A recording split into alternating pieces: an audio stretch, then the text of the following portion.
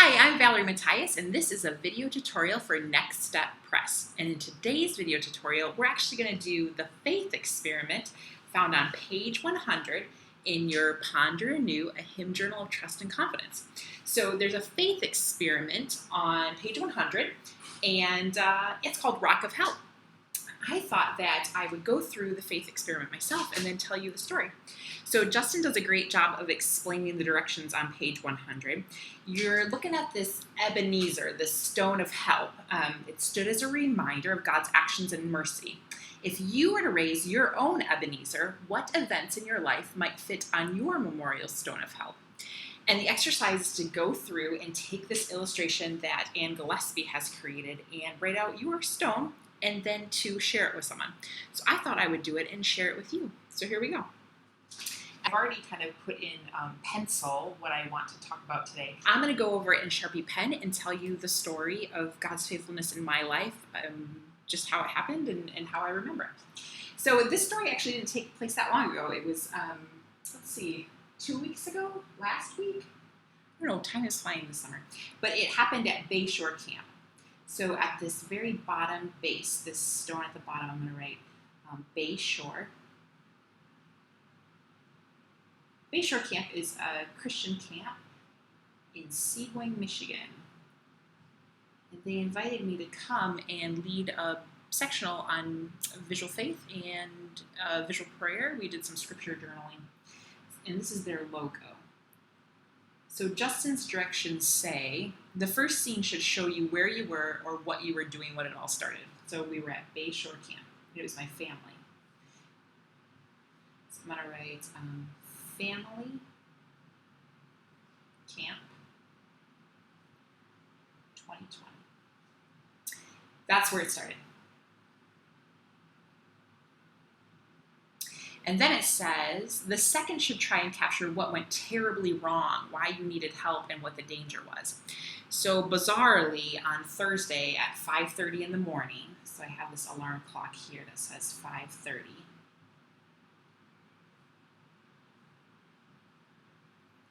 The fire alarm started going off. And when we first arrived at camp in our cabin, the fire alarm was going off, so we talked to the office and they fixed it. So I had known that the fire alarm wasn't working maybe quite right, but I was not expecting it at 5:30 in the morning. So I'm going to draw this fire alarm box. And the reason that this was really bad and really sad is because we had 5 kids in the cabin at the time and I was the only adult. So this fire alarm's going off, there are 5 kids in the cabin, I'm the only adult, and this is very jarring. So I quick hop out of bed and I quickly put on my clothes. I changed from my pajamas to my clothes, and I know I got to get out of the cabin and I got to go get someone who can help me, right? Someone who could turn off this fire alarm. So I look over at my oldest, who's 10, and I see that she's awake. So I lean over to her and I say, Olivia, you need to stay in the cabin. Don't let anyone else leave the cabin. I got to go get some help. So I left the cabin, and I walked all the way down, and I walked all the way back, and I found no one. I found nothing, and I didn't know what to do. And I got back to the cabin, and the fire alarm was still going off. It was very jarring. Olivia was still the only one awake. The other 4 kids were still asleep. So I took towels and I took a sleeping bag and I stuffed it up against the fire alarm and I shoved my bunk beds up against it, just trying to muffle the sound. And I said, Olivia, I didn't find anyone. I gotta go back. I gotta go find someone. She started crying. So I left the cabin again to try to find someone. And now I'm really praying. Dear Heavenly Father, please help me find someone. Please help me know what to do. I really don't know where to look. No one's awake. Now it's 5:45. And as I'm walking all the way down the camp, I see something. And that gets me to this third part. It says, then in the third scene, sketch God's faithful action in your life. What brought resolution to your conflict, and how is Jesus present and involved? So I got back down the office. So I walked the same path I had just walked, praying the entire time. And what do I see but these headlights coming into the parking lot? And I don't know who these headlights are. And I'm trying to stand in a spot that makes me look visible and not creepy. And this woman gets out of the car and I say, hi, are you on staff? And she said, yes. And I said, I think I need some help. And I explained to her that I'm in this cabin and the fire alarm's going off and I don't know what to do.